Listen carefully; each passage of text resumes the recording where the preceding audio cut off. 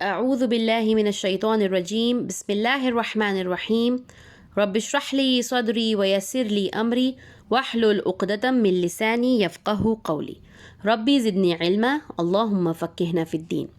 अस्सलामु अलैकुम व रहमतुल्लाहि व बरकातुहू। कैसी हैं आप प्यारी सिस्टर्स? उम्मीद है आप लोग सब अल्लाह के फ़ज़ल व करम से खैरियत और आफ़ियत के साथ होंगी इंशाअल्लाह। और अल्हम्दुलिल्लाह हम लोगों ने मखारिज में अल्हम्दुलिल्लाह अलिफ़ से ख़ तक के अल्फ़ाबेट्स का मखरज देख लिया था। उम्मीद है आप लोग सब उससे प्रैक्टिस में ला रहे होंगे और उसे कुरान की तिलावत में अप्लाई करने की कोशिश कर रहे होंगे। अल्लाह ताला आप सबकी मदद करे। अभी हम मखरज के आगे के कुछ हुरूफ देखेंगे इंशाअल्लाह से। सबसे पहले हम रिमाइंड कर दें कि मखरज किसे कहते हैं। मखरज यानी वो जगह जहाँ से हुरूफ की अदायगी होती है। तो हमें पता है कि मखरज 17 हैं, यानी हमारे मुंह में यानी होठों से लेकर हलक तक 17 ऐसी जगहें हैं जहाँ से हुरूफ की अदायगी होती है। तो इंशाल्लाह आज हम दाल से दौत के अल्फ़ाबेट्स की जो अदायगी है वो देखेंगे। तो सबसे पहले हम दाल देखते हैं। दाल दाल दाल कैसे पढ़ते हैं? ज़बान की नोक और ऊपर के दांतों की जड़ से अदा होता है, यानी टिप ऑफ द टंग को हम जो हमारे सामने के जो ऊपर के 2 दांत हैं उसकी जड़ यानी जो मसूड़ों के करीब जो हिस्सा होता है ना दांत का, वहाँ टच करते हैं और दाल दाल दाल की अदायगी होती है। दाल को अगर हम हमज़ा के साथ पढ़ेंगे तो कैसा होगा? अद इद उद, थोड़ा सा स्माइलिंग फेस के साथ, अद इद उद। ठीक है। नेक्स्ट अल्फ़ाबेट है वैल। वैल कैसे निकला है? ज़बान का सिरा यानी वही ज़बान की जो नोक होती है ना, टिप ऑफ द टंग, और ऊपर के दांतों का अंदरूनी किनारा। दांतों के 3 हिस्से होते हैं, एक होती है जड़ जो मसूड़ों के करीब होती है, एक होता है नोक यानी जो सिरा जो टिप होती है, और तीसरा दांत का हिस्सा अंदरूनी किनारा होता है, जो फ्लैट हिस्सा होता है ना दांत का, उसको अंदरूनी किनारा कहते हैं। तो जब ज़बान का सिरा दांतों के अंदरूनी किनारे को लगता है तब वैल की अदायगी होती है। और वैल जब हम पढ़ते हैं तो हमारी ज़बान की जो टिप है थोड़ी सी बाहर नज़र आती है। तो हम कैसे पढ़ेंगे? Well well. जैल नहीं पढ़ना है, ठीक है, जाल भी नहीं पढ़ना है, वैल। हमज़ा के साथ पढ़ेंगे तो कैसा होगा? अव इव उज। एकदम लाइटली स्माइलिंग फेस के साथ इसको भी पढ़ेंगे। अगला अल्फ़ाबेट है रॉ। रॉ कैसे निकलता है?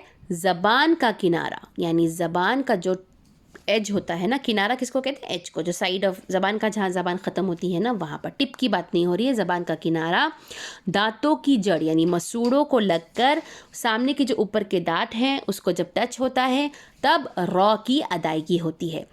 रॉ रॉ रॉ री रू। या हम हमज़ा के साथ पढ़ेंगे तो कैसे पढ़ेंगे? अर इर उर। ठीक है। र। तो जब ज़बान का किनारा है ना, थोड़ा सा मतलब थोड़ा सा एज वाला हिस्सा वो ऊपर टच होगा, एकदम दांतों के एंड पे टच होगा मसूड़ों के करीब और निकलेगा, और थोड़ा सा ज़बान हमारी वो ऐसे बोलते हैं ना वाइब्रेट भी होगी। अर इर उर। ठीक है। रॉ। फिर उसी तरह ज़। ज़ कैसे निकला है? ज़बान की नोक और दांत, दोनों दांतों की अंदरूनी किनारे से, यानी टिप ऑफ द टंग को हम जो हमारे सामने के जो दांत हैं उनका अंदरूनी जो हिस्सा है किनारा उसको टच करेंगे और ज़ की अदायगी होगी। ज़ ज़ में वो बजिंग साउंड, वो मक्खी की आवाज़ होती है ना भिनभिनाती, जो वो आवाज़ आनी चाहिए। स्ट्रेस के साथ पढ़ा जाता है उसको। ज़ ज़। वैल में वैसी आवाज़ नहीं आती। वैल और ज़ै में फ़र्क है। वैल बहुत हल्के से पढ़ते हैं, ज़बान को बाहर निकाल कर पढ़ते हैं। ज़ै में ज़बान बाहर नहीं आती और स्ट्रेस के साथ पढ़ते हैं। ज़ै। हमज़ा के साथ पढ़ेंगे तो अज़ इज़ उज़। ठीक है। ज़ै और सीन और सौद, गौर फरमाइए, ज़ै सीन सौद की अदायगी सेम जगह से होती है, बस थोड़ा सा आवाज़ निकालने में डिफरेंस होता है। तो उस जैसे ही ज़ै निकलता है वैसे ही सीन भी निकलता है। कैसे? ज़बान की नोक और दोनों दांतों के अंदरूनी किनारे से। टिप ऑफ द टंग को हम दांतों का जो सामने के जो दांत हैं उनका अंदरूनी जो हिस्सा है उसको टच करेंगे तो सीन की अदायगी होगी। सीन सीन सीन में हम सीटी की आवाज़ देंगे, सीटी की आवाज़, ठीक है। फा जब हमने पढ़े थे 3 नुक्ते वाला, उसको हम सीन की तरह नहीं पढ़ते। सीन में हम स्ट्रेस देते हैं, सीटी वाली आवाज़ आनी चाहिए, तब जाके सीन की अदायगी होती है।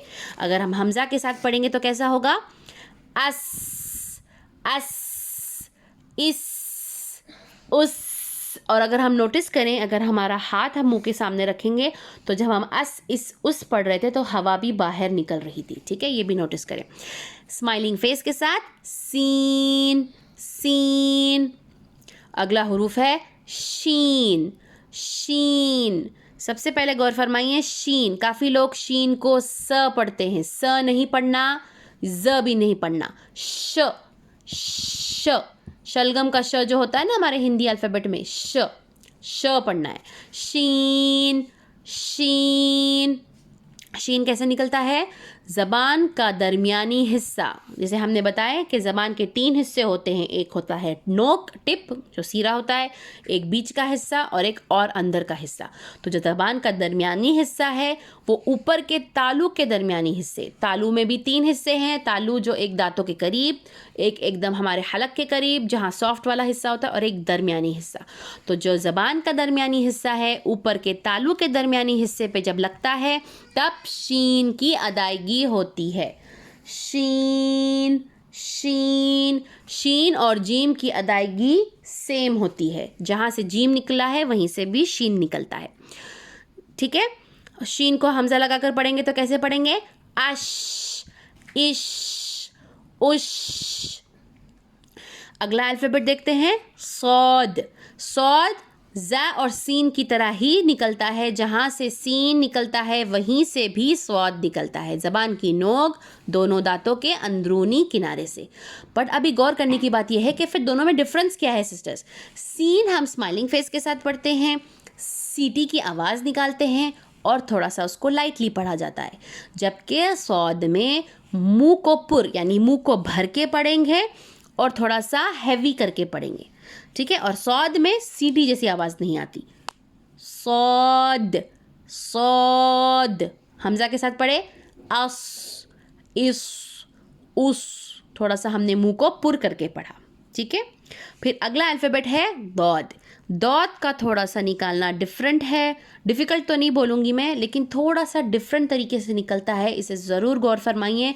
ये दाल की तरह नहीं अदा होता। दाल को हम ज़बान सामने टच करते हैं ना, ऊपर के दांतों को दौद में नहीं करना है। लोगों को आदत है कि दौद को भी दाल की तरह पढ़ते हैं, जैसे द, दी, दू। नहीं, दौद के लिए सामने नहीं ज़बान टच होती, इसका अलग कायदा है। और द्वाद भी नहीं पढ़ना है। और सबसे बड़ी कॉमन मिस्टेक है, उर्दू में इसको ज़ाद पढ़ते हैं, इसलिए लोग तिलावत में इसको ज़ा वाली आवाज़ देते हैं। तो सिस्टर्स, ज़ा नहीं पढ़ना, द पढ़ना है, द, द, ठीक है। और दौद कैसे निकलता है? ज़बान की करवट यानी साइड जो है ना, हमारी ज़बान की जो साइड होती है, जो साइड का हिस्सा, एज जिसे कहते हैं, ज़बान की करवट, ऊपर की दाढ़, जो हमारे दाढ़ है ना, दाढ़ कहाँ होते हैं? या तो राइट या तो लेफ़्ट। तो जो लेफ़्ट साइड यानी बाईं जानिब जो हमारी दाढ़ है जिससे हम खाना खाते हैं, वहाँ पर ज़बान की करवट टच होती है और दाढ़ों की जड़ों पे टच होकर दौद की अदायगी होती है। दौद को हम ज़बान को सामने नहीं टच करेंगे, साइड में टच करेंगे। तो अगर हम दौद पढ़ते हैं तो हम नोटिस करेंगे थोड़ा सा हमारे होंठों को हम क्रिकेट कहते हैं ना, मतलब मोड़ते हैं, अलग सा फेस बनता है और दौद की अदायगी होती है। दौद, दौद, ठीक है। अद, इद, उद। हम अद, इद, उद नहीं कर रहे, सामने से नहीं पढ़ रहे, साइड में ज़बान ले जाकर पढ़ रहे हैं।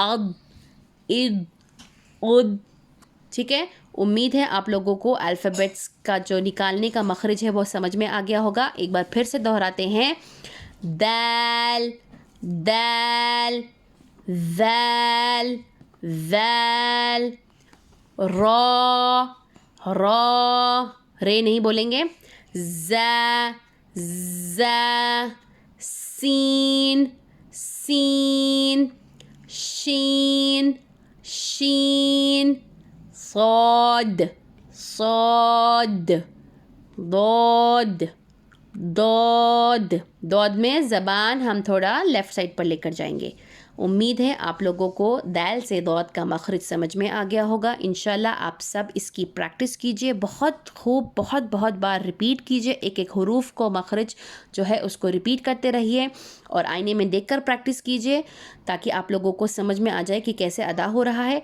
और फिर इंशाल्लाह इन सारे अल्फ़ाबेट्स को अपनी रोज़मर्रा की तिलावत में अप्लाई करने की कोशिश कीजिए। ठीक है, जज़ाकुमुल्लाहु खैरन कसीरन। अस्सलामु अलैकुम व रहमतुल्लाहि व बरकातुहू।